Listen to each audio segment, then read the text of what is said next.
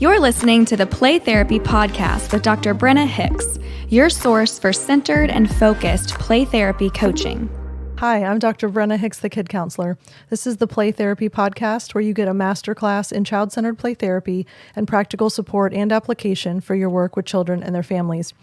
In today's episode, I'm answering a question from Cassie in North Carolina about the belief that integrative play therapy is the most helpful approach.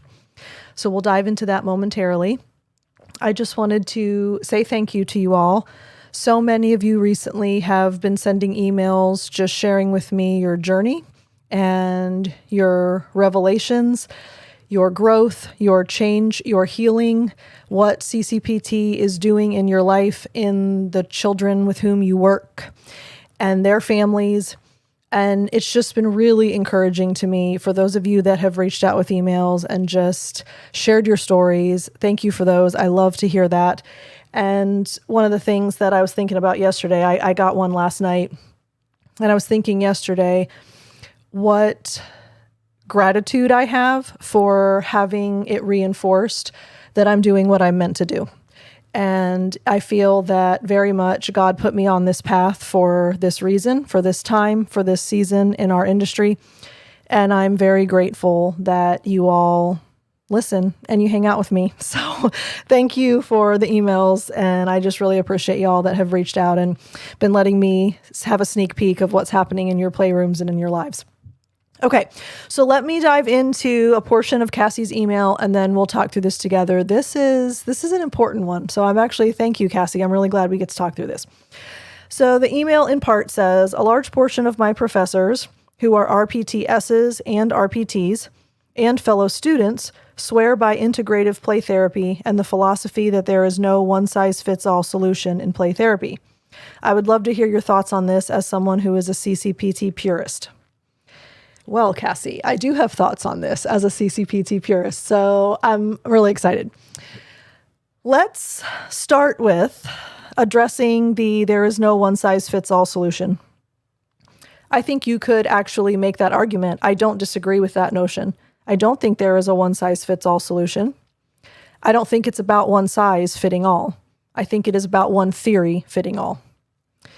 So if we look at the meta-analytic data that has been published with decades worth of research and with all kinds of empirical validation, all aggregated into one large meta-analytic study, we know that it was proven that non-directive approaches and humanistic approaches are more effective than directive non-humanistic approaches. So that right there leads toward we should be humanistic and non-directive because we know it's more effective. The entire premise of therapy and counseling and mental health is that we are ethically obligated to use theory that is empirically supported and validated.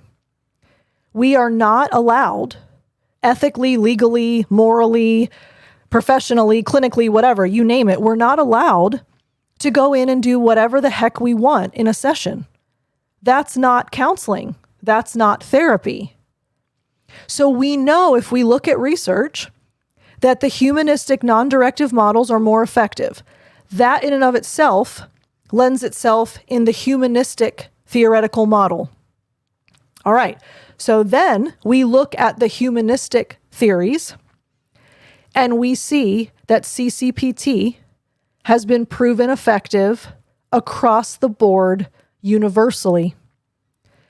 If you search CCPT and diagnosis, issue, presenting concern, race, culture, religion, SES, ACEs, you name it, CCPT and whatever the scenario is, you will find that CCPT has been proven effective.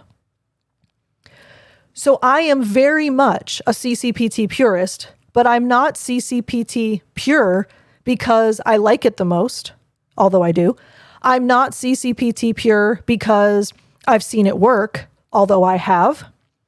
I'm not CCPT pure just because I feel like I should be, although I do feel that I should be. I am CCPT pure because it is the most effective approach. I have science backing up my choice, and it resonates with me. I think another factor here is you have to find the model that fits you. You have to be congruent, and you have to have a theoretical orientation that aligns with your personality, your beliefs, your ability to engage therapeutically with a client. If you are trying to be adherent to a model that doesn't fit you, it's only going to cause disruption and frustration on all sides. So I absolutely believe that it is not a one size fits all. And I think that there is a lot that goes into the decision of what theoretical model to fully buy into. I think another factor here is integrative play therapy is dangerous. And here's why I say that. And I know that is going to make a lot of people bristle, but I have reasoning. Just hear me out. When you start adding lots of things into the pot, there's no empirical support for it anymore. If you do a little bit of EMDR and you do a little bit of CCPT and you do a little bit of CBT and you do a little bit of Adlerian and you do a little bit of Jung and you do a little bit of Gestalt, and are all of those theoretical models proven independently and exclusively? Meaning you are adherent wholly to Adlerian play therapy. Has it been proven? Yes. You are 100% adherent to filial. Has that been proven? Yes. Has anyone tested everything mixed together in one theoretical soup? No. We have no evidence that when we start adding things in or taking things away, that it works. That is dangerous. Clinically, it's unethical to do something that we don't know has empirical support and validation. So for me, if you choose to be wholly Adlerian, you choose to be wholly Jungian, you choose to be wholly whatever, you at least have theoretical support and validation for what you're doing.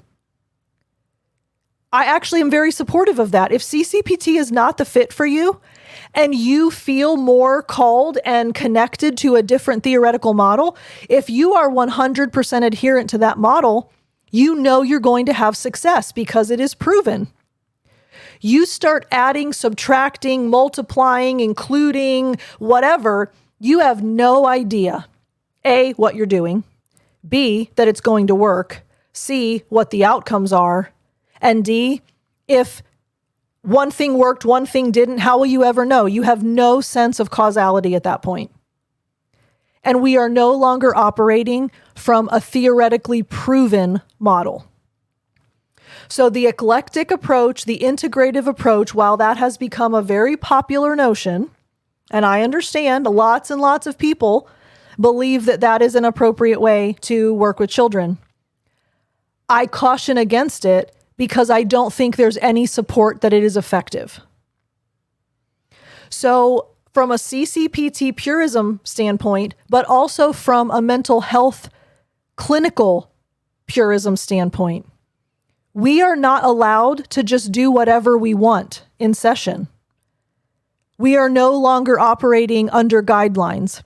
We have to have support and validation for every decision that we make. And the only way we stay grounded, the only way we know what we are to do, the only framework that we possess comes from our theory.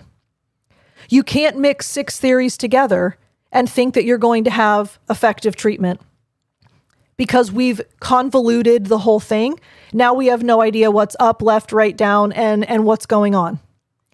And just anecdotally, I have had so many therapists reach out to me and say, I used to be eclectic, integrative. Actually, they usually say, I know you hate this word before they say that they were eclectic. I know how much you hate that. So I used to be all these things. I used to do an activity one week and then I would be child-centered another week and then I would talk to them the next week and then parents would sit in on the session the next week and I was miserable. My clients were miserable. I saw no gains. There was no progress. Everyone was frustrated. I was constantly stressed. I was constantly wondering if what I was doing was having any impact whatsoever. And the list goes on and on and on. And then the pivot. And when I decided to be wholly CCPT, it has changed everything. My kids are healing. My kids are making change. My kids are self-actualizing. I feel more confident. I feel more stable. I feel like I know what's supposed to be happening in sessions. Parents are more pleased. Parents are seeing change. The trickle effect is so quick and so big when we are wholly adherent. You cannot be wholly adherent when you have 6 theories all at once. So, Cassie, thank you so much for the question. I hope that reminds us, those of us that are all in CCPT, I hope that reminds us why we're doing what we're doing.